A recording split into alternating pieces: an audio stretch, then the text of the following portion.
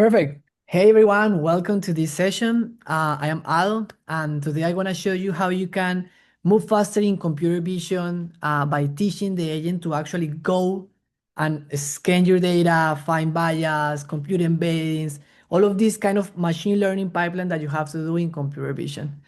But before going there, I just want to say thank you to be here. I think that agents, MCP, and skills are moving so fast, and you can see results really good. And we would like to be part of that. That is why we decided to do this meetup with amazing people that are working here, like Ben, Danielle, Jimmy, Chris. That they are very relevant in MCP and skills, and I think it's gonna be fun. And thank you to be here. Okay, perfect. In these 25 minutes with me, that is going to be the first one, we are going to focus in one of the most, for me, painful things when you are working in computer vision. That is from data ingestion to evaluate all of these kind of images, brightness, blurriness, entropy, apply maybe embeddings, find similarity, find duplicates, until you go actually and train your model and then evaluate this model. And usually all of this pipeline, you have to follow creating like notebooks. Like in the past, you create 1, 2, 3, 4 notebooks just to automate that ingestion pipeline and data evaluation and data curation. And what happened? You finally have 4 or 5 notebooks that do all of this pre-processing. And if you have a new data set, you have to reuse some of them. And then if you want to share this with someone in your team, you have to like share a notebook or maybe a collab. This is not really good. And what I would like to show you today is how you can use FiftyOne plus MCP plus skills to automate all of this pipeline.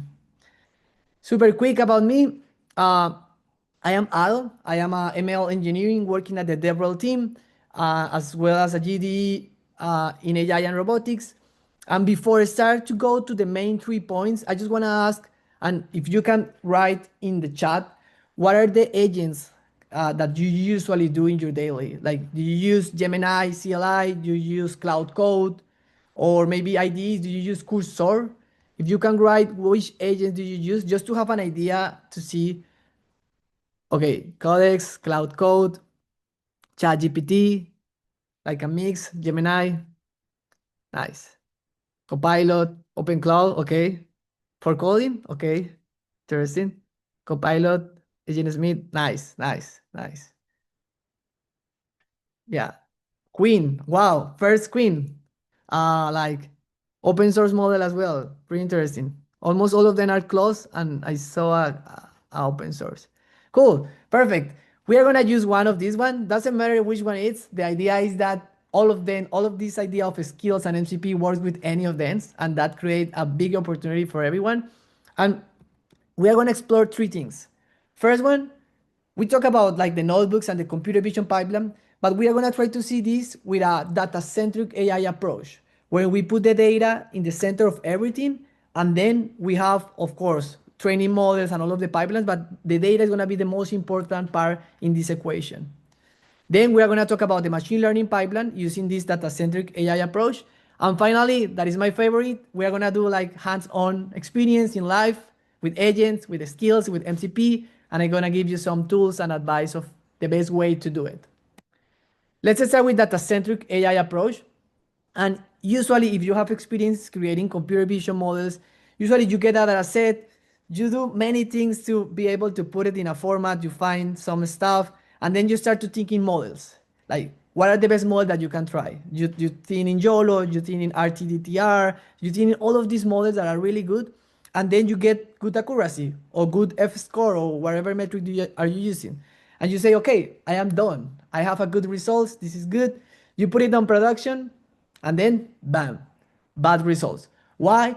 Because your model can learn what is in your data, but if your data is not good, if you have data that has maybe wrong labels, if your data has maybe the images are not with the reality, or you can have as well drift in production, all of these things are not good. And what we would like to propose is, instead of just thinking the best model and try 5 or 6 state-of-the-art models, focus in do an amazing good job in the data pipeline, doing a good ingestion, doing a good validation of labels, validating brightness, like if the image are good, maybe computer embeddings and find if there are similarity in images, diversity, edge cases. It's like try to put all of this before going to the model. And when you go to the model, actually, you can, of course, has to test multiple models, but now you are gonna think which model is better based on the quality of my data, and you are already are gonna have good amount of examples, and of course, the results are gonna be much better.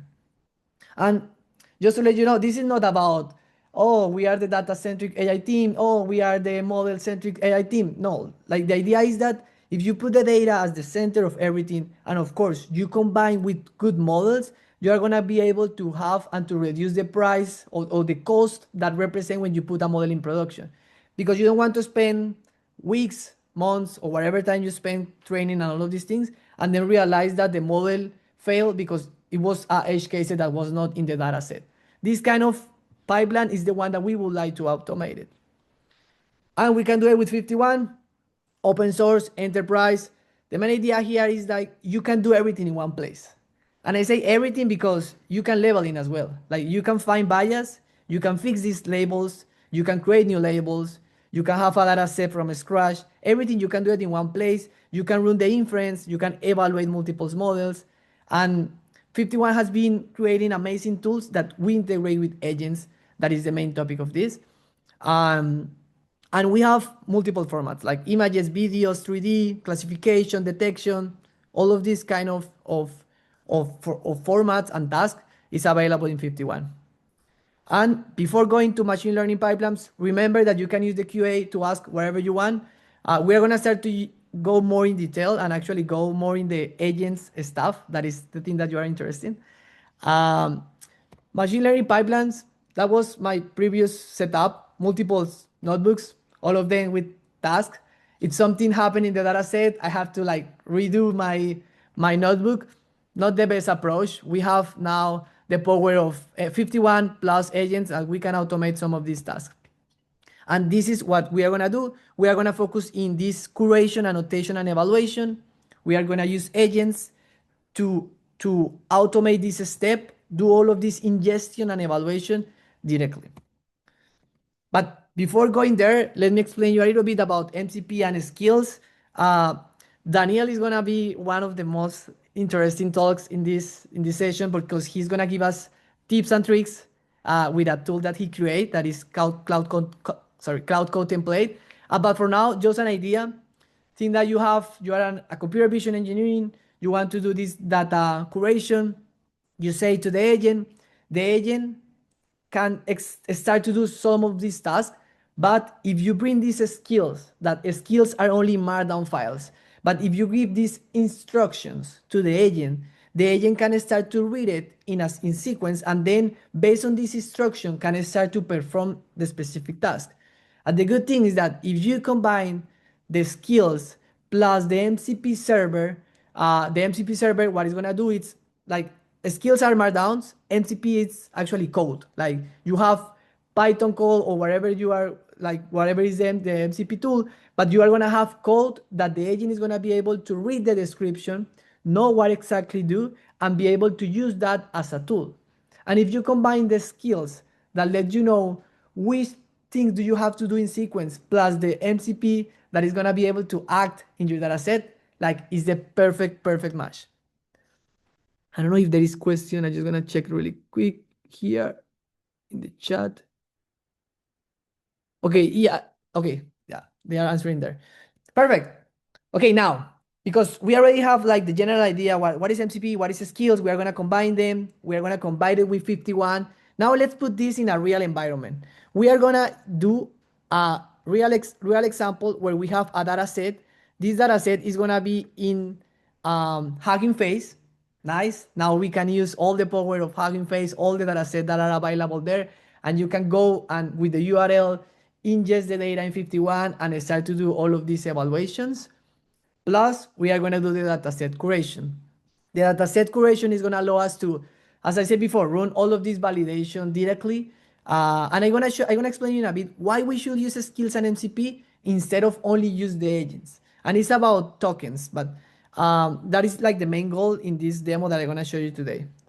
But just to let you know, we have multiple skills like find duplicates, make inference, for example, with YOLO, with other models, model evaluation, like if you have two models, two object detection, you can compare them, and you can do all of these things. Two main important commands that we are going to explore: 51 MCP server, the pip install to install the MCP, and one that is like a CH file that allow you to install the skills. I am going to use this specific CH file, but you can use Cloud skill directly, or depends of which ID you use. If you use cursor, there is a special command to install the skills here. But I like this one because this one allow me to just go and select which agent I want to use. Let me just, I'm gonna use, I ask which agent you use. I use Cloud Code. I love Cloud Code, but you can use any agent. It's fine. If we run the pip install 51, MCP server is going to install 51 as well directly. And the second one is going to install the 51 skills. Why this is interesting? Because this works with any skills first. And second, it shows you which skill do you have available. We have 13 right now, and we are creating more every day. The one that we are going to use is going to be dataset curation, but you can use any of the other ones, curation and the import one. I'm just going to say yes. And now the agent is going to explore my setup. There are really good tricks in setups. Next week I'm gonna do a session about like vibe coding experience, doing kind of develop plugins in 51. And I'm gonna explain like different setups there. But for now, I'm just gonna use Cloud Code as the one that I am using right now. And then I can say if it's local or if it's a project. I'm gonna say just global. It's gonna show me which one is gonna install, and then it's just gonna install it. Perfect. Then I'm gonna open Cloud Code, and because we have already a task, I'm just gonna start to run it. And in the meantime, I'm gonna explain you what is happening in the past and why skills and MCP is very powerful right now. Thanks to the agents. We just click here. What I'm saying here is I need to explore a data set. Any data set. Could be your local one that has the CSV files with the labels, could be the one that has point cloud, could be the one that has any format. And use the 51 curation skills to import, analyze it, and explore it.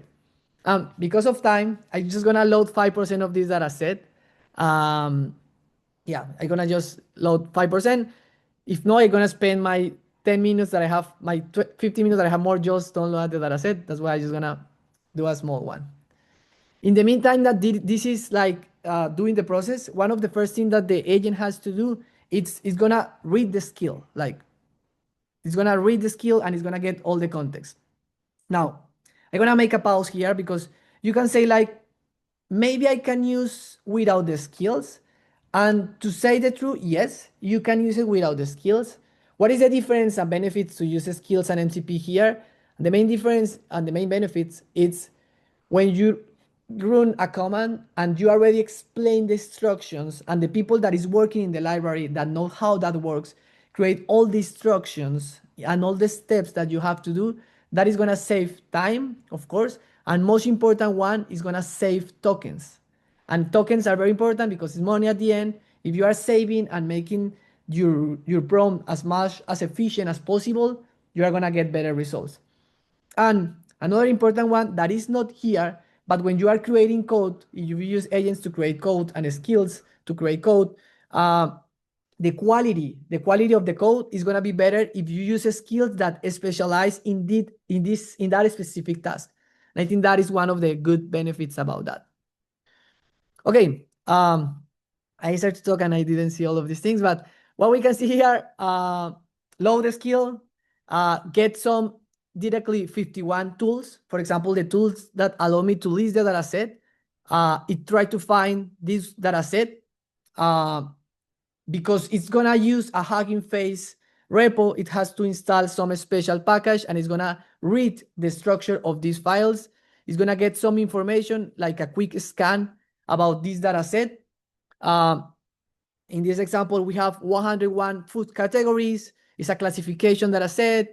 It told me about the split, like how many train images validation have, and as well the number of samples. And now it's like downloading this data set.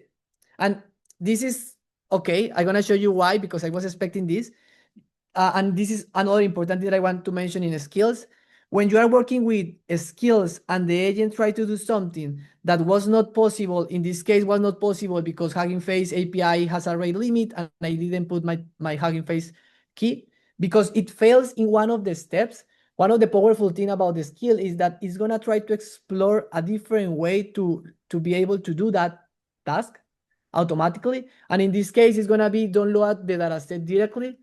Um, and that is exactly what we are gonna do. What we are gonna do here is gonna try to download the dataset using Parquet format. That if we go to Hugging Face, we can see that the dataset has this kind of files and format. It's gonna try to use a different format, but at the end, it's gonna have the dataset in local.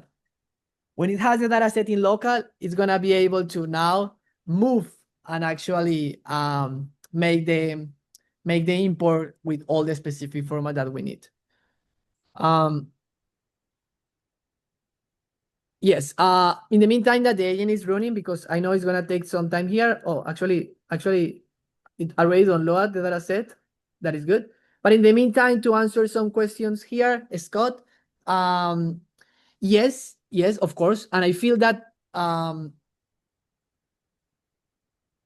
oh, wait, let me just read it. The question is, have you seen any case studies of doing both traditional data and model data or various hybrid? For example, Google has started to do two when you do a Google search, and then Perplexity has a different kind of doing two models. Yeah, this question is about the data-centric AI approach versus model AI approach. And if it's about that, I feel that you don't have you have to do a balance, maybe a hybrid solution where you of course spend time doing the data processing, getting good quality, and doing good results, and then you can jump as well to evaluate multiple models and evaluate what is happening in the back. It has to be like a combination between the two models at the end. I think that's like the real key. Okay. What happened here? Okay, it's get the 9,000 images. That it don't load a packet. This packet format contain like a special, let's say, for like size of the data set, and then it found that it has 9,000 rows. I just gonna need 5. It's gonna use that one for now. And now it's trying to do more tasks, getting some samples, doing some processing. Here it expects something that was not prepared, but I think it's fine because it's part of trying to find the best configuration and the best way to import this data set. We just run it. It's migrating there. And in the meantime, okay, I'm gonna show you this data set. That is the one that we are gonna use. I just use one data set, as I said before. We can use any data set. In this one, I decided to use one that contains like kind of real examples. We're gonna see it here in a bit. I just have it here. And it's a classification. It doesn't have object detection labels. Just wanna mention that. Just run here. Oh, it's having a small issue with versions, but I think it's fine. It's gonna solve it. When you have a small issue with some versions, we have a skill that is 51 troubleshooting that actually allow you to use the good practice to find and to fix issues in real time. And it's doing exactly that one. Now we can see that it's good. It can import the data set, and now in a few seconds, it's going to launch the data set there. But yeah, this data set contains classification labels, are food. We can see some of the summarized, get all the information and how it's split and everything in Hugging Face.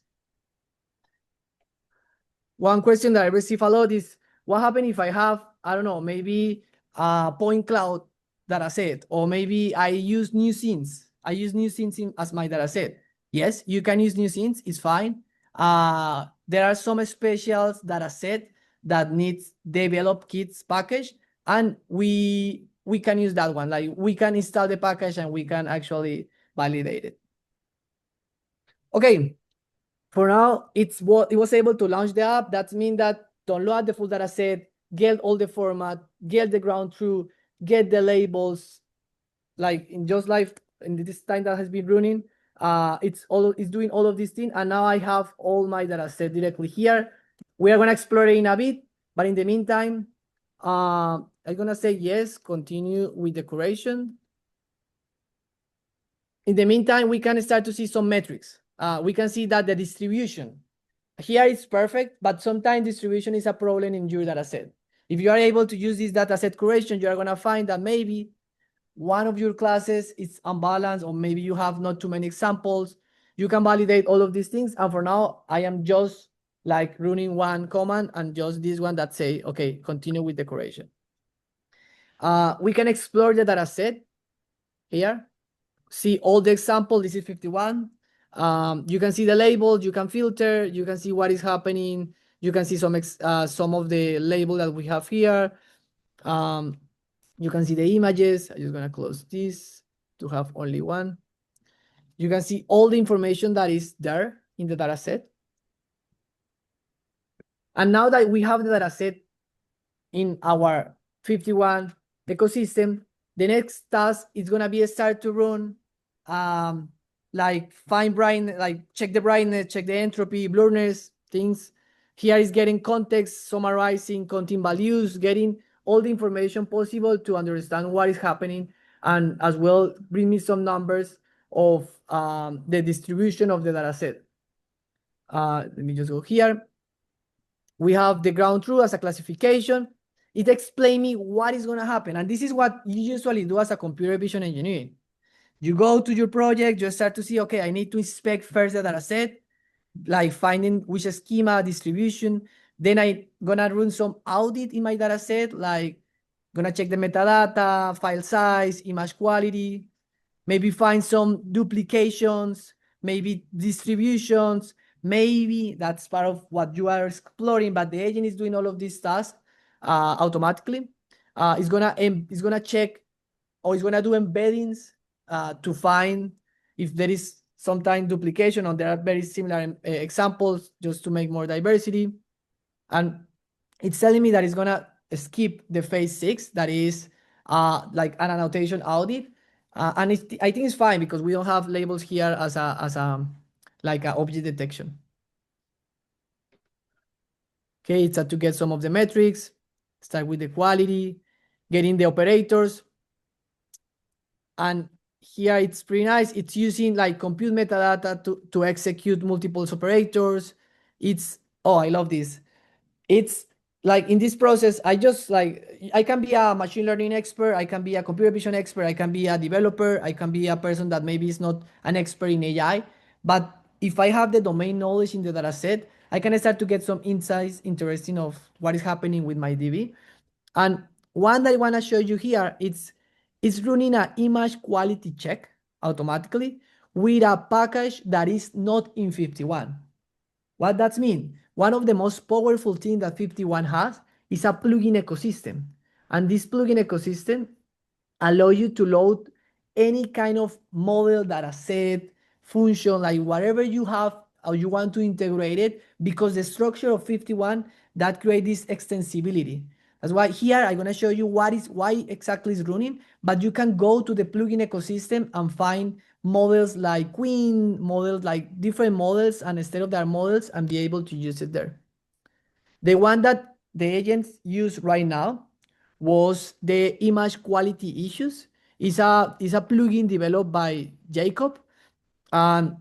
And the good thing about this plugin, and I love that the agent was able to call this plugin, is because it contains information like aspect ratio, like blurriness, brightness, contrast, and it's not directly in 51, this like kind of verification, but because 51 is extensible, it was able to call this plugin directly and run all of this inference in our DB. And we can start to see here, oh, nice. We have blurry images. There's 110 images that are with blurry. We have some images with dark. We have one with low saturation. We have one with bright. And this is part of what all the metrics that we can get here. And the agent is going to start to keep doing this, all of this phase, one by one, and start to give me metrics like, okay, we can create a data set where we remove the the black or the one that are not like the darkness one. And it's gonna start to do all of this without have the like the domain knowledge or the AI knowledge directly here. And this is gonna keep moving, but in the meantime, oh, give me just 1 second. Yeah, in the meantime, my camera is loading. I'm gonna show you here something that it's very valuable, and it's because of time. I'm gonna jump to some of the results that we get. And one of the results that we get, it's views. The algorithm compute all of these views. I'm just gonna open one of the data set that I have here that is exactly the same one, but with more time. And what we can see here that I wanna mention is that you can directly go and get example of near duplicates. This is a sample of images that the data set contains multiple similar images.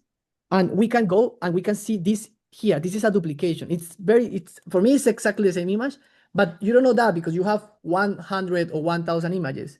Right now, because of this, we can get this information and we can validate it that is there. We can as well go, and other view that we can see here is gonna be like the blurry samples. Let's see some of the blurry. We can see the quality here of the image. This is maybe not good. Maybe it's a good for your case of use because you need context. We have as well dark samples. This is pretty nice. Like, depends of your case of use. This could be good, or maybe this could be noisy. That is part of, like, the agent is gonna show you and it's scanning and doing all of this data curation automatically. And you as the person that is creating the model, you have to take the final decision to say, okay, yes, this is a problem. Let's work on that. Let's fix it or let's do any task that is needed. And we have more. We have a view with more clean data set. We have a view with maybe the most blurry ones. You can see here, and we can as well all of these at the end create a new data set in our setup. Right now it's gonna compute embeddings, but because of time, I'm just gonna move again to our presentation just to do like a final closing here. Just go here, and then to have a couple of minutes because I know that I am running out of time to answer question. But yeah, the idea is how we can integrate MCP skills, how we can make this tool to 51, why it's important to do this to an agent, and what is the benefits actually to integrate this to an agent. And I think it's clear, like, it's about tokens. It's about how many tokens you can reduce when you show the agent how to actually has to see the data. This is very important. And there are more resources. This is just 25 minutes. I try to put many things here, but in the next week, I'm gonna go deep. I'm gonna explain how to actually you can create the code to do that. Just to let you know, you can explore the 51 repo, the 51 skills, and the 51 MCP server. There are really good resources that you can use. And this is the QR for the next session, for the next week session. It's gonna be live on. And yeah, thank you so much. And again, thank you, Ben, Daniel, Jimmy, Chris, to have this space and to talk about MCP and agents.